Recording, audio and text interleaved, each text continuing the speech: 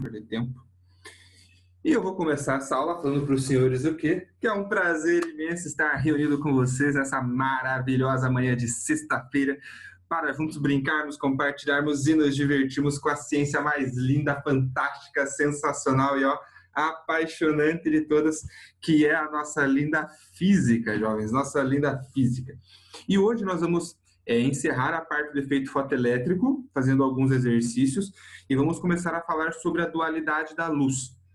E para falar da dualidade da luz, jovens, eu pensei em fazer com vocês uma retomada do contexto histórico, né? Como que a gente começou a entender a luz, quando que surgiu a dúvida se ela era onda, se ela era partícula, quem que estava envolvido nessa treta toda, como que aconteceu. Então, a gente vai fazer uma discussãozinha um pouco histórica em paralelo com o que o livro de vocês vai apresentando aí, tá bom? Mas, antes disso, nós vamos brincar com os exercícios de efeito fotoelétrico. Então, convido vocês a abrirem os livros aí na página 68. Página 68. Eu vou compartilhar com vocês aí a minha tela.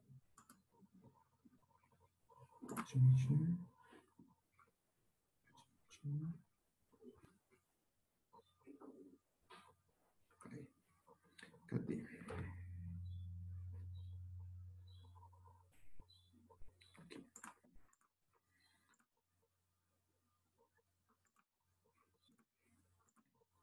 Aí, vamos lá.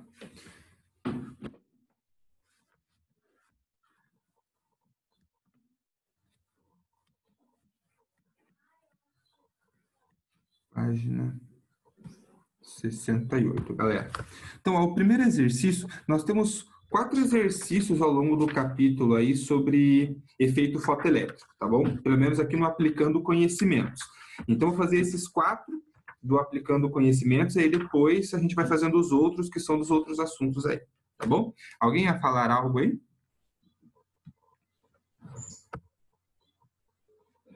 Qualquer coisa pode interromper, não tem problema não. Então vamos lá, galera. Primeiro exercício diz o seguinte, ó. Qual a frequência limite para a ocorrência de efeito fotoelétrico para o cobre, cuja função trabalho é igual a 4,7 eV? Considere a constante de Planck igual a 4,1 vezes 10 a menos 15 eV segundo.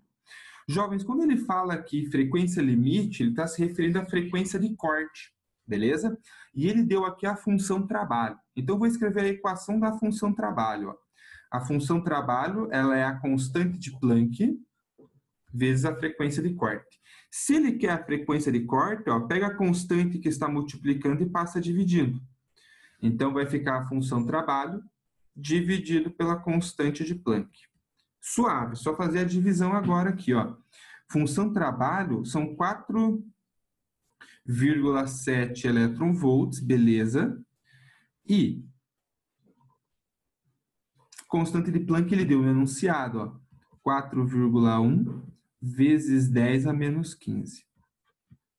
Sempre tome o cuidado, jovens, de ver se a energia está em elétron-volt, para usar a constante de Planck também com elétron-volt. Se a energia estiver em Joule, você usa a constante de Planck também com Joule, tá? Tome esse cuidado aí. 4,7, jovens, dividido por 4,1, eu estou sem a Andressa aqui hoje, então eu vou fazer o cálculo na calculadora mesmo. 4,7 dividido por 4,1. Vai dar 1,46. Eu vou arredondar para 1,15, tá bom? 1,15, ó. Essa potência de 10 do denominador vai para o numerador, a gente inverte o sinal do expoente. 1,15 vezes 10 a 15 Hz. Essa é a frequência de corte, ou seja, só vai arrancar elétrons dessa placa se a frequência da radiação for de, no mínimo, 1,15 vezes 10 a 15, beleza? Se a frequência for inferior a esse valor, não vai arrancar elétrons, beleza? Questionem, jovens, perguntem. De boa, prof. Tranquilo. Legal. Chegando gente. Então vamos para o 2. Um condutor feito de cobalto é iluminado por luz azul, com frequência de 650 vezes 10 a 12 Hz, sendo a função trabalho do cobalto igual a 3,9 elétron-volt e a constante de Planck 4 vezes 10 a 15 elétron-volt segundo, a ocorrência do efeito fotoelétrico? Justifique. Pois bem, eu vou calcular a frequência de corte e comparar com aquela frequência da radiação incidente, para ver se vai ou não arrancar elétrons, tá bom? Então, vamos lá. Eu já vou pegar a equação isolada ali, ó. Frequência de corte é a função trabalho pela constante de Planck. Função trabalho é 3,9 nesse caso. A constante de Planck, 4,1. Não vou usar o valor que ele deu ali, ó. Ele deu 4 redondinho, tá bom? Então, eu vou usar o 4 redondinho. 4 vezes 10 a menos 15. Quando você faz aí a divisão, 3,9 divididos por 4, jovenzinhos, vai dar 0,975. Então, fica 0,975 e a potência de 10 sobe invertendo o sinal do expoente.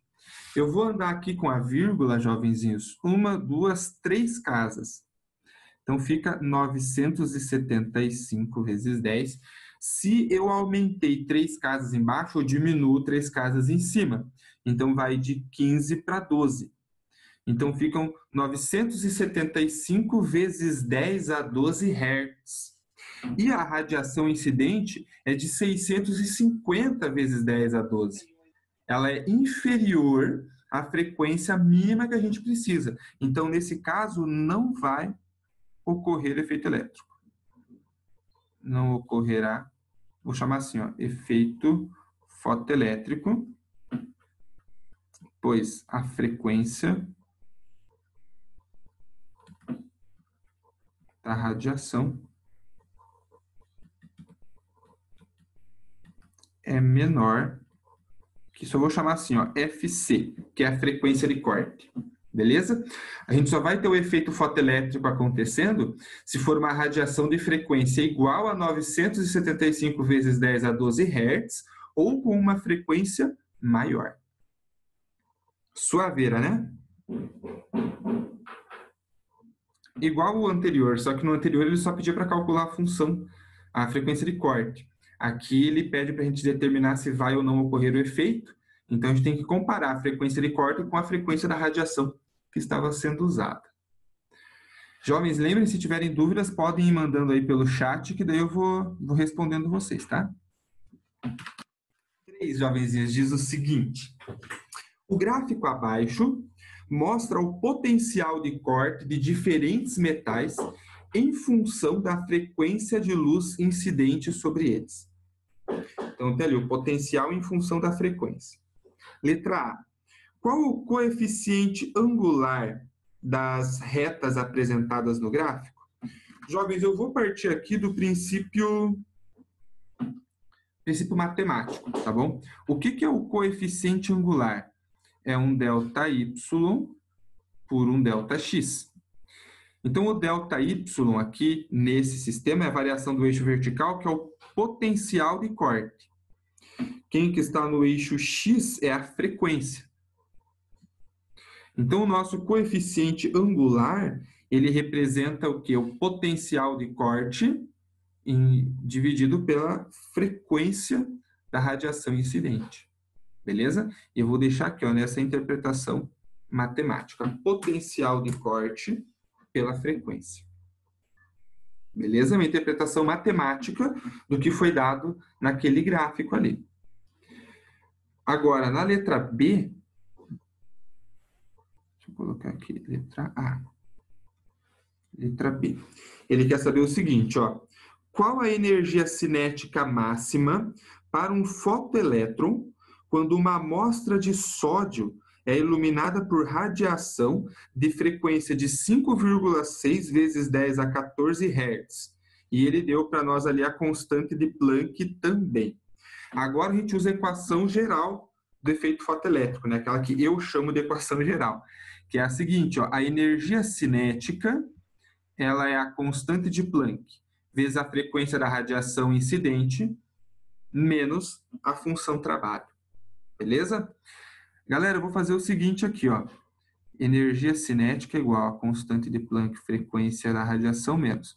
Como a função trabalho, ó, é constante de Planck vezes a frequência de Corte, eu vou escrever ela aqui e vou colocar a constante de Planck em evidência. Você não é obrigado a fazer isso, tá bom? Pode fazer por outro processo matemático, não tem problema. Ele pede energia cinética. Então, a constante de Planck ele deu para nós 4,1 vezes 10 a 15 elétron-volts. Percebem como dá uma variação? Alguns colocam 4, outros colocam 4,1, mas sempre usem o valor que foi fornecido no enunciado, tá? A não ser que ele não forneça, aí tudo bem, ele dá margem para que você possa escolher qual valor você vai usar. Se você vai arredondar para 4 ou se vai usar o 4,1. A frequência da radiação é 5,6 vezes 10 a 14. E agora, jovens, a frequência de corte que a gente precisa aqui, você tira do gráfico. Olha lá para o gráfico a reta do sódio. Ela está começando entre o 5,4 e o 5,6. O ponto onde ela começa representa para nós a frequência de corte. Então, é o 5,5. E olhem lá no eixo que o 10 a 14 está em evidência. Então, é 5,5 vezes 10 a 14 Hz. Tá bom? Então, a energia cinética vai ser 4,1 vezes 10 a menos 15 vezes 5,6 menos 5,5 vai ficar 0,1. E aí repete a potência 10. Beleza? Energia cinética vai ser 0,1, jovens. É como se fosse 10 a menos 1, tá bom? Então, 10 a menos 1 vezes 10 a 14 vai ficar 10 a 13. 10 a 13 com 10 a menos 15 fica 10 a menos 2. Então, 4,1 vezes 10 a menos 2 elétron-volt. Ou seja, é com essa energia cinética que os elétrons são arrancados dessa placa.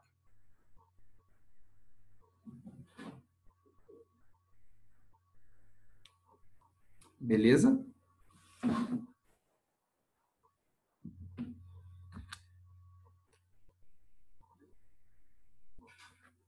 Questionem e perguntem, jovens. Vai lá.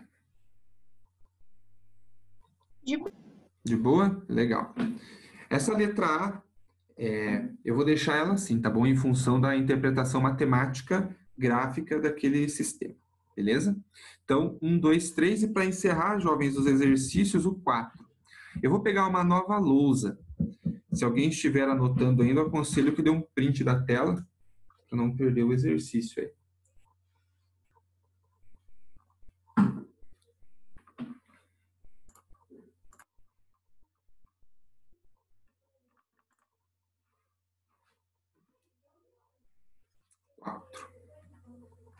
Diz o seguinte: a função trabalho da prata é 4,73 elétron-volts e a energia cinética máxima de um fotoelétron emitido dela é 5 elétron-volts.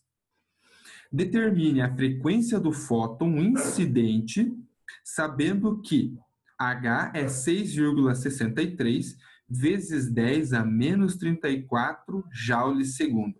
Aqui está a pegadinha do capeta para levar a gente para o inferno. Perceberam? As energias todas estão em elétron-volt. E ele deu a constante de Planck joules segundo. Aqui você vai ter que fazer a conversão ou usar a constante de Planck elétron-volt segundo, que eu acho mais fácil. Então, vamos escrever a equação aqui, ó. Energia cinética é a constante de Planck vezes a frequência da radiação incidente, menos a função trabalho.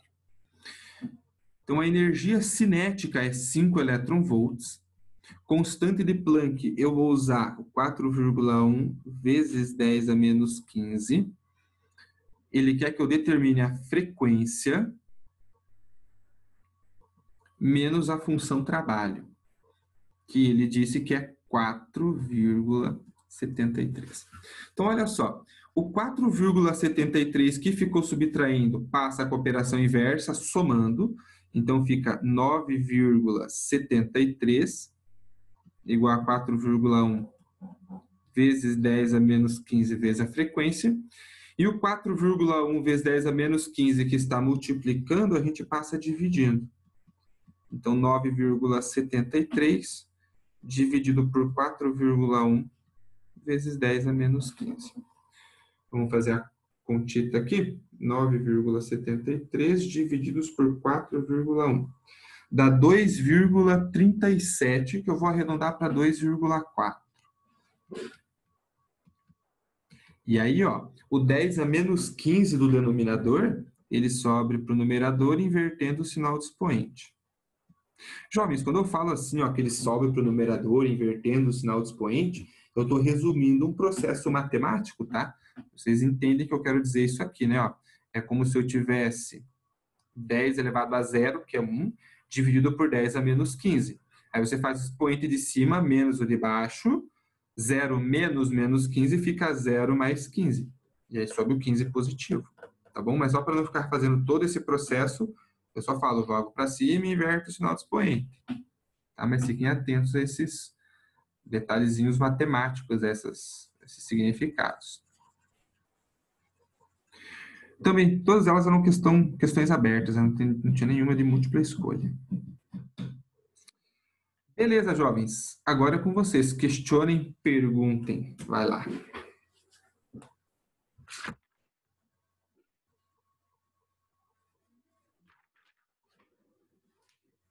E boas? Beleza, então, jovenzinhos. Beleza, então. Eu vou dar 2 segundinhos para quem está anotando aí terminar de anotar, porque eu vou pegar uma nova lousa para a gente começar a falar de luz. Começar a falar de luz não, né? Continuar falando de luz, mas numa interpretação dual agora. Ah, que bonito.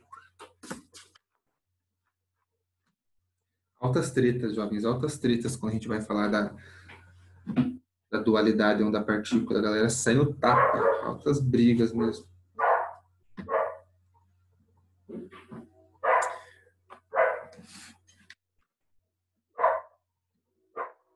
Vou pegar uma nova luz, então. Esse negócio. Beleza. Então, jovenzinhos, vamos falar sobre luz. Galera, quando eu falo luz, você já tem uma ideia estabelecida, né, do que seria a luz. Vocês estudaram com o professor Afonso aí ao longo do ano alguns efeitos luminosos, né?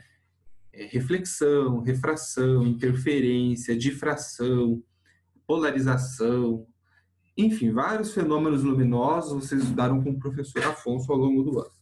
Mas vamos entender um pouquinho o que a gente entende por luz. Vamos pensar um pouquinho no conceito de luz, tá bom? Jovens, o conceito de luz intriga o ser humano desde antes de Cristo, tá bom? Os gregos são sensacionais, quando você vai pensar no fundamento de alguma coisa, sempre aparecem os gregos. Lá na Grécia Antiga, a galera já tinha umas vibes bem loucas de pensar sobre as coisas.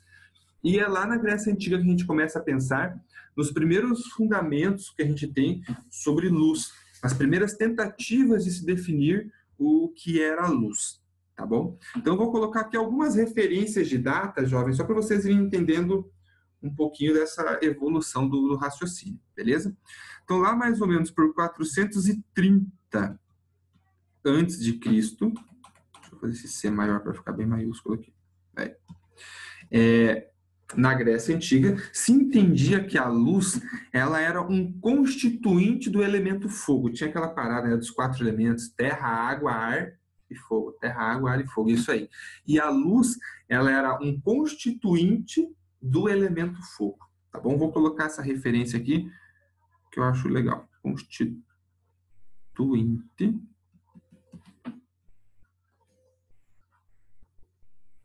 do elemento fogo.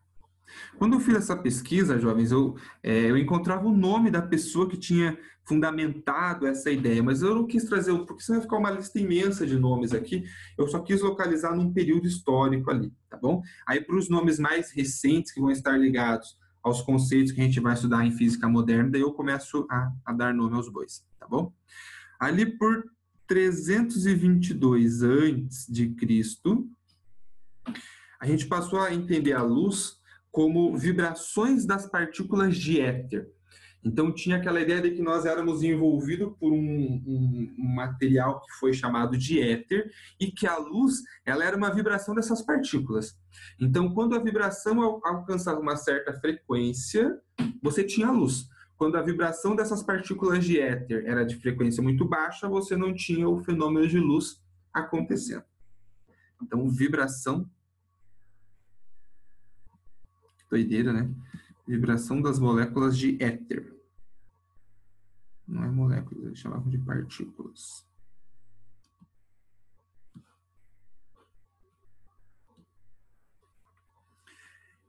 Não, 2070 não. 270 antes de Cristo, jovenzinhos. Nós passamos a entender que, na verdade, a luz ela era algo que saía dos nossos olhos, que a gente sabe hoje que não acontece, jovens. Lembrem que nós enxergamos as coisas porque a luz chega aos nossos olhos. O olho humano não emite luz, tá bom? Inclusive, vocês estudaram isso com o professor de física do 9º ano de vocês também, tá bom? Mas lá em 270 a.C., por um período, sim, foi acreditado que a luz saía dos olhos. Então, nós conseguimos ver a luz, ver as coisas, na verdade, porque ela estava saindo do nosso olho. E, jovens, várias definições vão sendo construídas, definições interessantes, mas para não ficar um processo aí muito longo, eu vou dar um salto aqui, ó. Nós vamos aqui, ó, lá para o século XVII. Eu achei legal trazer essa noção dessas primeiras definições para vocês verem como o ser humano é fantástico, jovens. A gente quer entender as coisas, às vezes a gente não consegue, mas a gente tenta explicar com as ferramentas, com os argumentos, com os conhecimentos que nós temos. Então, o que eles conheciam na época era aquilo e eles tentaram explicar a partir daquilo que eles conheciam. Com os estudos e sofrerem avanços, né, de conhecimento, aqueles conceitos precisavam ser adaptados. Então, eles vão mudando com o passar do tempo. Isso que é ciência, jovens. Nós vamos estudando, vamos conhecendo novas coisas e vamos aprimorando as definições do que a gente conhece, tá bom? Então, lá para o século XVII, teve um ser humaninho, jovens, que eu sou fãzaço dele, eu sou suspeito, inclusive, de falar, que é Newton, galera. Eu vou fazer aqui em cima só para poder ocupar melhor o espaço. Sir Isaac Newton. Galera, Newton aparece em tudo quanto é treta, né? Teve lá o negócio da gravitação, que Newton conseguiu explicar as coisas que Kepler não conseguiu. Kepler fez as deduções a partir dos dados de Tycho Brahe, não soube equacionar o que acontecia. Newton foi lá, desenvolveu o cálculo diferencial integral, explicou, né, construiu a lei da gravitação. E aqui na parte de luz óptica, Newton também tem contribuições, Newton também estava ali, ó, dando pitaco. O que Newton defendia, jovens? Newton defendia que a luz ela era partícula. Então, por exemplo, quando nós íamos estudar fenômenos de reflexão da luz, aqui está um espelho e aqui eu tenho a minha reta normal. Ficou bem ruim, diga-se de passagem.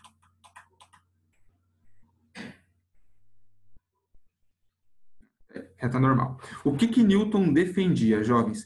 Que nós tínhamos as partículas de luz chegando nesse sistema, colidindo e sendo refletidas. Era isso que ele entendia por reflexão da luz, tá bom? Partículas que vinham, colidiam com um ponto e eram refletidas. Tipo uma bolinha de ping-pong, aquelas bolinhas de borracha que você joga na parede. Aquilo era luz, batia e era refletido. Só que nós tínhamos um outro cara que discordava de Newton, corajoso, hein? O cara discordou de Newton na cara dura, jovens, que foi Huygens. Eu nunca consigo escrever o nome dele, jovens, me perdoem, eu sei que eu sou...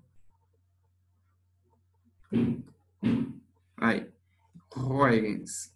O que Huygens defendia, jovens? Huygens defendia que a luz era uma onda, tá bom? Então, quando eu entendi aqui, ó, um espelho,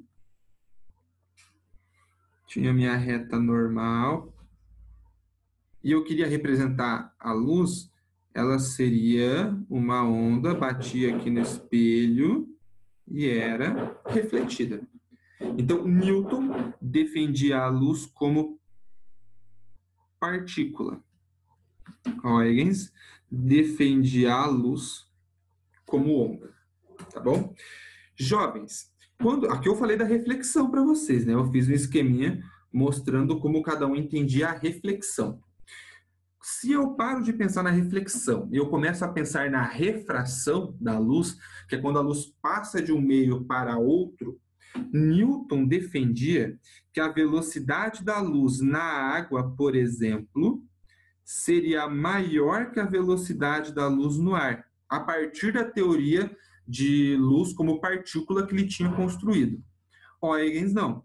Huygens falava que a velocidade da luz no ar, jovens, cara, isso aqui é muito legal, era maior que a velocidade da luz na água. Mas, jovens, nenhum dos dois, na época, conseguia calcular a velocidade da luz na água. Eles não conseguiam fazer esse cálculo. Eles acreditavam, cada um na sua verdade, mas eles não tinham como provar. E aí, jovens, como não tinha como ser provado, eles acreditaram em Newton. Por quê? Porque Newton já era famoso, já tinha feito contribuições lá na mecânica, tinha feito as 3 leis que estavam relacionadas à força, ação e reação, princípio fundamental, inércia. Ele já tinha feito a teoria da gravitação a partir dos dados de Kepler. Então, ele já era reconhecido no contexto de pesquisa da física. Então, a galera falava, vamos acreditar no Newton, né? Newton já está mais encaminhado aí, já fez um monte de contribuição, é mais provável que ele esteja certo. E aí, jovens, Huygens teve a sua teoria descartada. A comunidade científica não aceitou a teoria de Huygens como verdadeira, aceitou a de Newton, tá bom? Se eles conseguissem construir algum experimento que provasse essa relação das velocidades, em qual que ela seria maior, talvez eles conseguissem ter certeza de qual das duas estavam corretas. Mas eles optaram por acreditar na teoria de Newton e não na teoria de Huygens, jovens, simplesmente porque Newton era mais famoso, porque Newton já tinha muitas pesquisas feitas na área da física, tá bom? E Huygens era um cara novo na área, começando a se destacar, a fazer pesquisa. Tá bom? E, jovens, essa proposta de dar luz como partícula que foi feita por Newton perdurou até século XIX. Eu vou pegar aqui, jovens, uma nova lousa. Se vocês quiserem dar um print na tela, agora é a hora. E foi. Agora aqui, ó, dando um salto lá para o século XIX,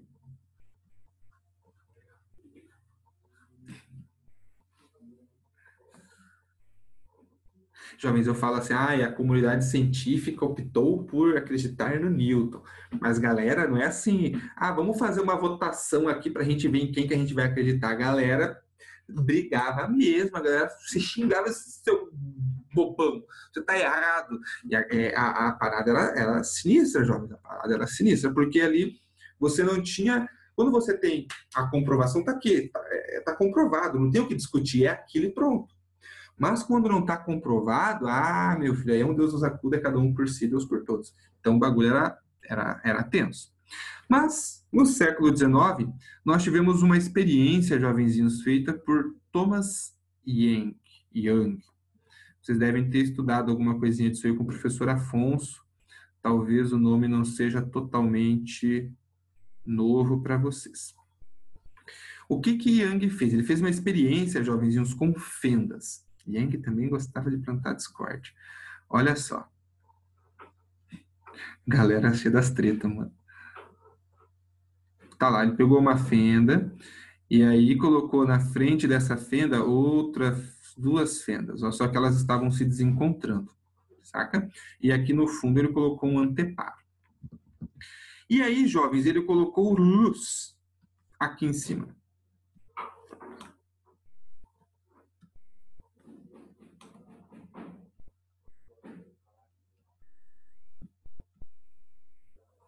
Beleza? Ele colocou luz. Se nós fôssemos seguir a proposta de Newton, de que a luz, jovens, era uma partícula, o que iria acontecer? Nós teríamos as partículas de luz colidindo aqui, batendo nesse ponto. Talvez uma partícula que viesse por aqui, ó, chegasse aqui embaixo, outra que saiu lá de cima passasse por aqui, mas a gente ia ter o quê? Um ponto claro aqui, um ponto claro aqui, seria isso, se a teoria de Newton estivesse correta. Porém, jovens, queridos, amados do tio Everton, o que aconteceu não foi isso, jovens. Não foi isso para a felicidade de alguns e a tristeza de outros. Que dramático, né? Desculpa, galera, eu sei que eu fico empolgado, mas é que eu acho isso aqui muito divertido. Olha lá, a mesma experiência, claro, né? A mesma experiência, na verdade. Mas aí agora, o que acontecia na verdade, jovens, tá lá a luz, era que se formavam franjas aqui embaixo. Você tinha regiões claras e regiões escuras se formando aqui nesse sistema, que eram as figuras de difração, interferência de difração, que eu acho que vocês estudaram com o professor Afonso. Aqui eu fiz a fenda absurdamente grande, jovens. Na prática, ela é bem pequenininha, mas só para a gente sacar o que está acontecendo. Quando a luz passa por aqui, ela sofre difração. Então, ela chega se propagando numa única direção. Quando passa por aqui, ela sofre difração. E aí, essas duas fendas, elas passam a se comportar como novas frentes de onda, que é o princípio de frentes de onda de Young. E aí, o que acontece é que essas fendas produzem ondas, e essas ondas, ó, elas interferem entre si. E essa interferência vai se propagando ao longo do sistema, e quando elas colidem com o anteparo que está aqui na frente, formam-se essas regiões mais claras e mais escuras. Beleza? E isso aqui, jovenzinhos, corroborava ou ia ao encontro do que quem que tinha proposto Huygens.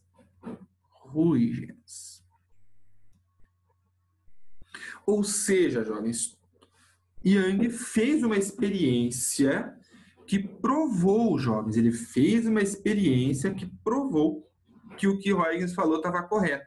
E que o que Newton falou não fazia sentido dentro desse sistema, dentro dessa proposta. Beleza?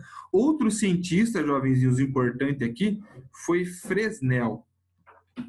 Fresnel fez a mesma proposta, que ele deu uma palestra equacionando que a luz podia se propagar em linha reta, que era um problema que Newton tinha falado, como é que a luz que se propaga em linha reta vai ser uma onda. Fresnel conseguiu equacionar isso e provar que uma onda poderia se propagar em linha reta, tá bom? E a partir do que Fresnel falou, né, na sua palestra, tentando comprovar isso, Poisson falou, Fresnel, se o que você está falando é verdade, se eu tenho, por exemplo, uma moeda aqui, e eu tenho uma tela aqui no fundo, e eu pego luz, e eu jogo luz aqui nesse sistema, se o que você está me falando, Fresnel, for verdade, ao invés de nós termos aqui nessa placa uma região que vai ficar, né, a sombra desse sistema se formando aqui, eu vou ter bem no meio desse sistema uma luz, um ponto claro. Porque essa luz, quando passar por aqui, ela vai difratar dos dois lados, ela vai interferir e vai formar um ponto claro lá no meio, igual aconteceu com Huygens lá em cima. Aí Fresnel, ó, não passava nem radiação, porque eu não tinha pensado nisso. E aí eles foram fazer experiência, jovenzinhos, e aí ficou comprovado que sim, ó, Thomas Young fez a experiência, Fresnel equacionou e Poisson recomprovou. Mas, jovens, Newton era tão forte, na verdade ele não estava mais vivo, né? Mas a teoria de Newton era tão forte que, mesmo tendo comprovado tudo isso, a teoria de que a luz era uma partícula ainda prevaleceu. Então, eu vou deixar, jovens, isso escrito aqui porque eu acho que é muito importante para nós fazermos uma reflexão na sequência. Ó. Mesmo com a comprovação de, só vou pôr as siglas, Young, Fresnel e Poisson, a teoria de Newton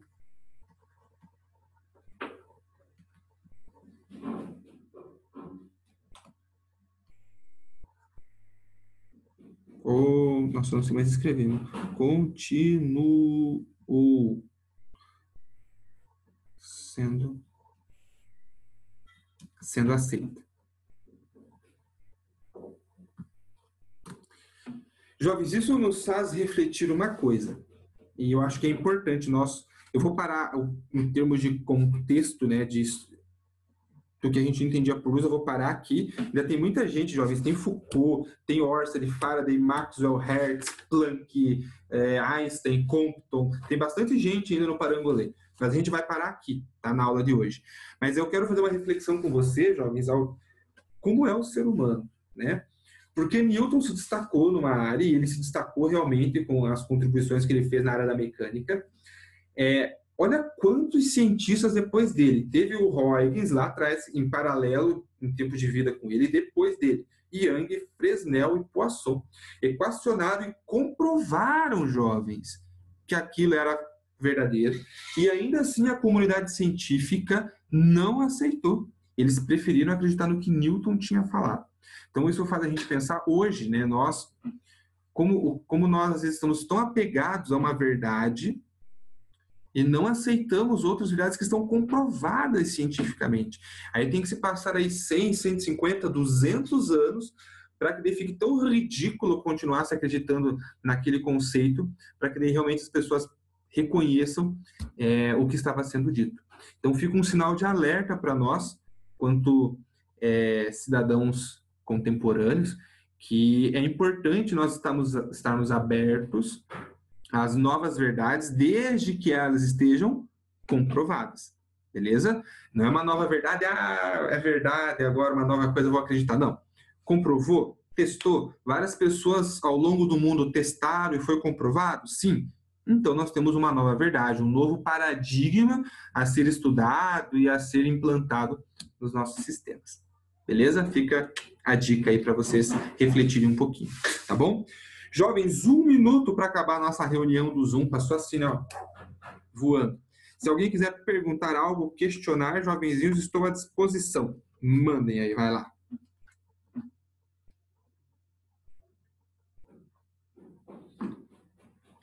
Sossegado? Tranquilo? Tranquilo. Eu vou interromper De boa, prof. Beleza, eu vou interromper o compartilhamento de tela aqui. Jovens, eu agradeço a atenção de vocês. Não esqueçam de assinar a chamada, beleza? Vão lá, quem não assinou ainda, corre lá e já assina. Se quiserem, deixa um oi ou um tchau aqui, para depois eu fazer a conferência, caso seja necessário. Tá bom? Galerinha, um abraço para vocês, um ótimo final de semana. E me dê um tchau, bonito. Tchau, meu rei. Até. Tchau, prof. Se cuida. Tchau, vocês também. Juízo. Tchau, prof. Tchau. Professor. Diga, meu rei. Tchau, tchau. Tchau. Até depois, professor. Obrigada. Até mais, professora Sandra. Tchau, tchau.